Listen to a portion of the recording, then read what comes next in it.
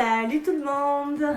Et oui, j'ai mis mes lunettes, donc lunettes veut dire sujet sérieux pour aujourd'hui. Aujourd'hui, on va parler d'un sujet un petit peu spécial. C'est une question que je reçois pas mal, je vais pas dire au quotidien, mais pas mal. Savoir apprendre le japonais ou le chinois. Donc il y a beaucoup de gens qui sont intéressés par les langues asiatiques et qui se posent la question, qu'est-ce qui est le mieux? Apprendre le japonais ou apprendre le chinois? Qu'est-ce qui sera le plus utile pour moi et le plus pratique pour moi? Le japonais ou le chinois? Aujourd'hui, je vais vous parler de mon expérience parce que j'ai appris les deux langues. J'ai une expérience en tout cas avec le chinois avant d'avoir appris le japonais. Donc je vais pouvoir un petit peu comparer les deux langues parce que j'ai quand même appris les deux, pas à un niveau méga élevé, mais bon, j'ai quand même appris les deux pendant plusieurs années. Donc je peux vous parler de mon expérience, je vais vous parler aussi des points positifs et des points négatifs des deux langues et ce que vous pouvez en faire. Tout d'abord, il faut savoir que le japonais et le chinois sont deux langues complètement différentes. C'est pas quelque chose qui est très rapproché comme par exemple l'espagnol et le français qui ont la même racine. Ce sont deux langues vraiment très différentes et très compliquées à apprendre au quotidien. Il faut quand même beaucoup de volonté, il faut que ce soit un engagement sur du long terme, il ne faut pas que ce soit juste je veux apprendre une langue cette année, je vais prendre un an juste pour apprendre une langue et puis basta. Non, il faut que ce soit un engagement sur plusieurs années, il faut que vous posez la question de savoir pourquoi vous apprenez cette langue et dans quelle direction en fait vous allez l'apprendre. Si vous allez l'apprendre sérieusement, si vous allez l'apprendre pour vous amuser et pourquoi vous allez apprendre cette langue. Si est-ce qu'à la fin vous voulez trouver un travail pour pratiquer cette langue, si à la fin vous voulez déménager dans le pays pour pratiquer cette langue ou si c'est juste par plaisir. Je vais d'abord vous parler de mon expérience parce que je pense que vous devez savoir d'abord ce que moi j'ai fait dans le passé pour pouvoir un petit peu comprendre les points positifs et les points négatifs que je vais vous donner tout au long de la vidéo. Donc moi, il faut savoir que j'ai toujours été intéressée par les langues asiatiques. Quand j'étais plus jeune, j'ai eu la chance d'apprendre le coréen quand j'avais 13-14 ans. J'ai fait plusieurs années de coréen parce que c'est une langue qui me fascinait pas mal. J'ai toujours été intéressée par le japonais. C'est une langue qui m'a toujours paru très jolie. J'ai toujours voulu l'apprendre. J'ai jamais eu trop vraiment l'opportunité de l'apprendre, ni le temps peut-être quand j'étais étudiante, mais c'est une langue qui m'avait toujours fascinée. Pas du tout par son côté manga, etc., mais plus par son côté culturel. Je trouvais que la culture japonaise c'était quelque chose qui m'attirait beaucoup, et puis la langue je la trouvais vraiment magnifique à l'oreille. Donc j'ai toujours voulu apprendre le japonais. Quand je vivais en Espagne, à Barcelone, il faut savoir qu'en Espagne il y a une école de langue qui est une école publique qu'il y a dans toute l'Espagne, qui s'appelle la Escuela Oficial de Idiomas, donc l'école officielle de langue.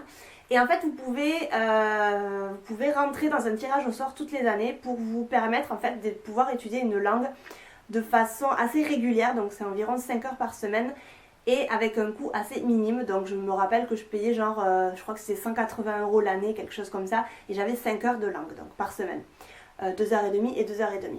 Donc en fait ce qui se passe c'est que vu que c'est une école publique, vous avez le droit de vous présenter toutes les années, donc en septembre, et de demander 2 langues. Donc ensuite vous êtes tiré au sort et vous avez la langue qui vous a été attribuée ou pas. Je connais des gens qui mettent 5 ans à être tirés au sort et d'autres la première année qui ont quelque chose. Donc moi en 2000, alors je me souviens pas, hein, peut-être 2011, je me suis inscrite à l'école et j'ai demandé chinois et japonais parce que c'était 2 langues qui m'attiraient pas mal, même si j'avais vraiment une grosse préférence pour le japonais. Pourquoi j'ai demandé chinois? Parce que j'avais envie d'un petit peu de m'approcher à une langue asiatique. C'était au moment où c'était plutôt la grosse crise en Espagne, où je me disais c'est peut-être un point positif d'apprendre le chinois, c'est peut-être quelque chose qui va m'aider dans mon avenir professionnel. Et vous savez que moi je suis une professionnelle des langues, donc c'est vraiment quelque chose qui me semblait plutôt approprié à mon profil. Donc j'ai demandé ces 2 langues et j'espérais être prise en japonais. Chose qui n'a pas eu lieu parce que j'ai été prise en chinois.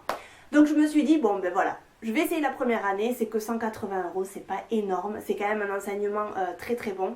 Donc je vais essayer la première année, si ça ne me plaît pas, j'arrêterai. Je vous conseille vraiment d'être sûr à 100% parce que c'est une langue qui va vous demander beaucoup de travail personnel à la maison. Et c'est une langue qui va vous demander beaucoup d'années d'apprentissage. Donc ce qui s'est passé pour moi, c'est que la première année, je l'ai prise un petit peu relax. En fait, je me la suis coulée un petit peu douce la première année, pour être sincère avec vous. Et donc j'ai dû redoubler ma première année parce que j'avais pas eu tous les crédits suffisants donc, pour passer en 2e année de chinois. Je l'ai redoublé, la 2e année a été assez bonne parce que forcément c'est vrai que j'avais déjà un background de chinois derrière moi. Et puis j'avais compris un petit peu la manière à utiliser pour étudier cette langue si complexe. Donc la première année, mais la deuxième année du coup, je l'ai passée assez facilement et je suis rentrée donc en deuxième année, donc j'ai étudié le chinois 3 ans. Je ne regrette absolument pas, mais je trouve qu'en 3 ans, j'ai pas appris énormément et pourtant j'y allais quand même 5 heures par semaine. Je pouvais à peine décrire ce que je faisais dans la journée et à peine me présenter, c'était pas franchement folichon. J'ai dû apprendre peut-être 300-400 idéogrammes, je ne sais pas, mais en tout cas j'ai trouvé que c'était un apprentissage très lent et c'est vraiment ce que je veux vraiment vous dire, c'est que ce que je veux vraiment souligner, c'est que si vous choisissez d'apprendre le chinois, sachez que c'est une langue et un apprentissage qui va vous prendre énormément de temps de travail à la maison, énormément de temps à l'école quand vous allez aller l'étudier et énormément de temps sur du long terme. Ça veut dire que vous allez devoir apprendre le chinois pendant de longues années si vous voulez le parler. L'oral est assez compliqué. Moi j'ai trouvé que c'était assez compliqué, mais le plus compliqué pour moi c'était les idéogrammes. C'est vraiment quelque chose qui m'a beaucoup compliqué la vie. C'est quelque chose qui est très compliqué. Si vous ne savez pas lire un idéogramme, vous n'allez rien comprendre. Chose qui est assez différente avec le japonais, je trouve. Ensuite, je vais vous parler de mon expérience avec le japonais. Donc, je n'ai jamais appris le japonais donc, quand je vivais en Espagne, même si j'aurais adoré. Quand je suis partie à Londres, je savais que j'allais partir au Japon, déménager 6 mois après. Donc, du coup, j'ai décidé de faire un petit cours vraiment le plus basique possible pendant 3 mois, juste pour apprendre donc, les systèmes d'écriture, donc hiragana et katakana, qui sont les deux systèmes d'écriture syllabique du japonais. Donc ce sont deux systèmes d'écriture assez faciles à apprendre, sincèrement, c'est pas vraiment compliqué. Donc c'était un cours sur 3 mois, le samedi matin il me semble, je crois que ça durait 3 heures, un truc comme ça. Et donc en fait en 3 mois on a appris quoi? Les deux systèmes d'écriture, on a appris à se présenter, à se présenter et pas plus sincèrement. Donc j'ai fait ça et ensuite ça c'était en tout début d'année et je suis partie au Japon en juillet. En juillet, en août je crois, j'ai suivi un cours de japonais intensif. Je crois que c'était 2 ou 3 heures par jour, excusez-moi, dans une école à Osaka. Et en fait, ça me coûtait beaucoup trop cher parce que quand je suis arrivée ici, je ne travaillais absolument pas. Et 2 mois après, j'ai trouvé mon travail et donc c'est vrai que j'étais assez occupée et je ne pouvais plus aller dans ce cours-là. Donc c'est vrai que pour moi, le japonais, ça n'a pas été une approche didactique, ça a plutôt été une approche de la langue de tous les jours. Ça a été une approche de écouter le japonais dans la rue, parler avec Taka, etc. Donc ça n'a pas vraiment été, je ne peux pas vraiment comparer les deux apprentissages. Je vais vous parler maintenant des points positifs et des points négatifs que je trouve aux deux langues. Donc on va commencer par le chinois. Pour moi, un des points positifs qui est assez important pour l'apprentissage du chinois, c'est le fait qu'il n'y ait absolument pas de grammaire très compliquée à apprendre. La grammaire chinoise est assez légère, c'est pas quelque chose qui est très compliqué. Moi, c'est carrément pas le point qui me posait le plus de problèmes quand j'apprenais le chinois. Donc si vous êtes quelqu'un qui n'aime pas beaucoup la grammaire et qui souvent en fait est un petit peu fâché avec ce côté-là des langues, je vous conseille d'apprendre le chinois. Ensuite, je pense que le chinois, c'est une langue qui va vous donner deux opportunités un peu plus faciles par rapport au japonais, c'est-à-dire de le parler. Donc il y a plus de chinois que de japonais dans le monde, donc vous allez avoir plus d'opportunités pour le parler. Et aussi au niveau du travail, donc au niveau professionnel, j'imagine que vous pouvez avoir plus d'opportunités de travail en parlant chinois que japonais. Ensuite, le point négatif au niveau du chinois, ça va être les idéogrammes. Si vous êtes quelqu'un qui n'aime pas étudier, si vous êtes quelqu'un qui n'a pas vraiment une très bonne mémoire visuelle, sachez que ça va vous donner vraiment de fil à retordre. Moi, quand j'apprenais les idéogrammes chinois, je devais vraiment travailler au moins tous les jours à la maison, au moins 1 heure.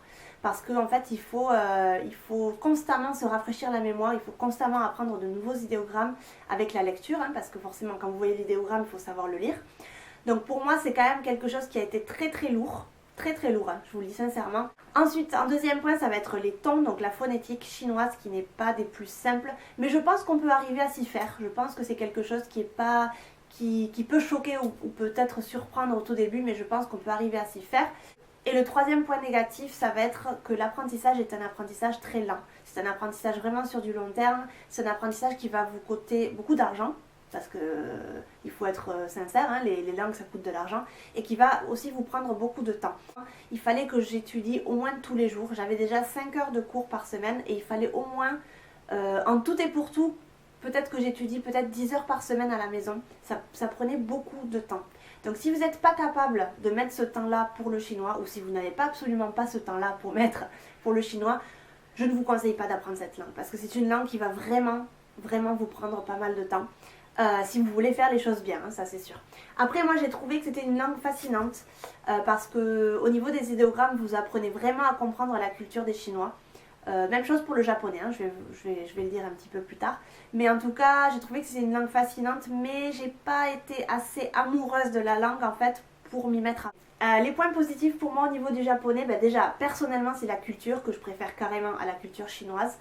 Ensuite ça va être la phonétique qui est très simple. Vous avez tous les sons qu'on utilise en japonais, on les utilise aussi en français, donc c'est vraiment des sons très simples, vous n'aurez absolument aucun problème comparé par exemple aux anglais ou aux américains qui ont vraiment du mal à prononcer le japonais. Pour un français ça va être vraiment quelque chose de très simple. Le système d'écriture syllabique, donc le hiragana et katakana qui vont vraiment vous simplifier la vie au lieu d'apprendre que des idéogrammes chinois. Hein. C'est vraiment des signes très faciles à écrire. C'est vraiment des cibles très faciles aussi à mémoriser. Donc pour moi c'est quand même un point positif, c'est quelque chose qu'on peut lire. Donc moi il y a des choses que je peux lire dans la rue, même si je ne comprends pas vraiment le kanji, je peux peut-être avoir une idée de ce que ça veut dire. Encore une fois, voilà, ces deux systèmes syllabiques là peuvent être assez facilement appris et c'est pas vraiment un frein pour moi pour l'apprentissage du japonais. Et ensuite, en troisième point, je vous dirais que le japonais est une langue un peu plus facile à apprendre, un peu plus facile à apprendre à l'oral et c'est un peu plus facile de se débrouiller, je trouve. Ensuite, pour les points négatifs, je trouve que les kanji, on revient toujours au même truc, hein, comme des idéogrammes chinois, c'est vrai que c'est quelque chose d'assez lourd à apprendre, il faut environ 2000 kanji à peu près pour se sentir bien dans la vie de tous les jours, pour arriver à comprendre tout ce qu'il y a autour de vous. C'est pas simple à apprendre, surtout que chaque kanji en fait a plusieurs lectures, plusieurs façons de lire le caractère, donc il va falloir que vous appreniez ça aussi.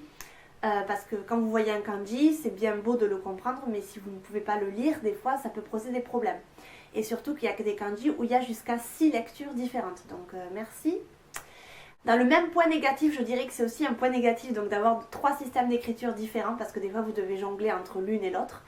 Donc des fois ça peut être un tout petit peu compliqué. Mais encore une fois, c'est pas impossible, si vous étudiez suffisamment, vous pouvez arriver à un bon résultat. Le chinois, le japonais aussi, ça requiert beaucoup de temps d'études. Comme le chinois, je dirais que c'est franchement quelque chose d'assez similaire. Je trouve pas que le japonais soit plus simple à apprendre ou plus rapide à apprendre. Je trouve que si vous êtes motivé, si vous avez envie d'apprendre, vous allez l'apprendre. Si ça ne vous plaît pas et si vous vous sentez obligé, vous allez laisser tomber.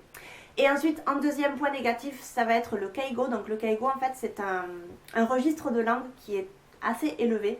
Et en fait, quand vous devez apprendre le japonais, je trouve que c'est très dommage parce que dans un manuel, vous allez apprendre le japonais très poli.